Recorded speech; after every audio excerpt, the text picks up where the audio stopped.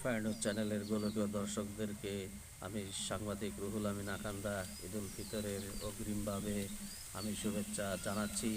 আমি ফায়ার চ্যানেলের মাধ্যম দিয়ে আমি সব মুসলমান ভাইদেরকে আমি বলতে চাই, আপনারা এই খুশির দিন ভালোভাবে আপনারা ঈদের নামাজ পড়বেন। আর আপনারা জানেনই রমজান মাসের শেষেই সেই ঈদুল ফিতর নামাজ হয়। সারা মাস 1 মাস রোজা রাখা হয়, সিয়াম সাধনা করা হয়।